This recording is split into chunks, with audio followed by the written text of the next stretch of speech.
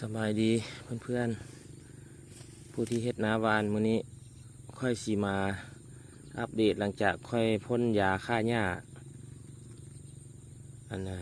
ใส่นาเข้าได้อายุได้หวานตั้งแต่เดือน 6ประมาณวันที่15เดือน 6มาฮอดมื้อนี้วันที่10 เดือน 10อันนี้มันเข้าเจ้า105ก็ถือว่างามพอสมควรหลังจาก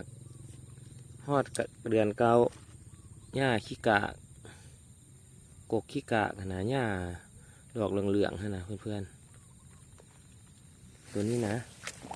นี่อันผู้ข้าเจ้าบางคนมักมาถ่ายรูปอยู่ในทุ่งนานะนี่นะหญ้านี่แหละมันขึ้นก็เลยได้มันเห็นผลกระทบให้เข้าแล้วก็เป็นผลกระทบให้แกเวลาเขาเกี่ยวเข้าหรือเอารถเกี่ยวมันจะปนหมากเข้าเขาค่อยใช้ยากาหมาแดงเป็นฝุ่น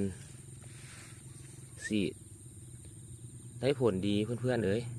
แต่กระโบตาย100%เพราะว่าเข้าใหญ่แล้วค่อยมาสีดมันหญ้านี่มันจะมาปลูกอยู่ในช่วงเดือนเก้าเลยมันก็เลยเฮ็ดให้มันตายยากแด่คันปล่อยไว้นี่ก็โอ้ยนี่ต้นสีน้ำตาลหรือว่าสีม่วงนี่ตายดีคันเสร็จแล้วมันปนกับข้าวโอ้ลำบากหลายเราให้เพื่อนๆเบิ่งอันนี้มันข้าวเจ้า105กำลังหมานถือว่าได้ผลดีอยู่เพื่อนๆเลยคันโบสีดนี่กับ